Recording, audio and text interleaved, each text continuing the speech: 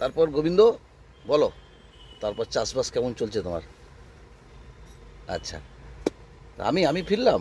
আমি তো ফিরলাম। আমি তোরা আর খোঁজ খবর রাখিস নি। আমি ফিরলাম বলতে আমি তো প্লেনের টিকিট কেটেছিলাম, তারপর প্লেনে এত গ্যাঞ্জাম দেখে আমি লাস্টে তৎকাল কেটে এতেই চলে এলাম। হ্যাঁ, ভিড়ভাট্টা দেখে চলে এলাম। যাই হোক, ওখানে তোরা যেটা মনে করিস এখানে মানে একটা সেলিব্রিটি দেখলে, ওখানে সেলিব্রিটি তো ওই নর্মালি এমনি ক্যাজুয়ালি ঘুরছে আর কি। সে যাই হোক, সেটা কত নয়। আমি তো সেদিন একটা পানগুমটিতে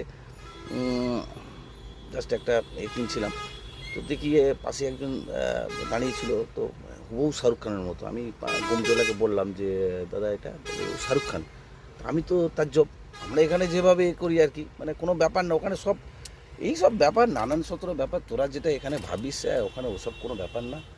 আর একটা ব্যাপার হচ্ছে, তারপর দেখি তো মানে পানের পিক টিক খেলে পাশে একদম লাল হয়ে আছে চারিদিকে। আমি বললাম কোথাও সিমিএফের মিটিং ফিটিং হয়েছে এরকম কিছু? বলে না দাদা, এখানে ওই কিছুক্ষণ আগে এসেছিলো, অজয় দেবগন এসেছিলো, ও তিরঙ্গা ফিরঙ্গা খেয়ে ফেলে গেছে, এইসব ব্যাপার।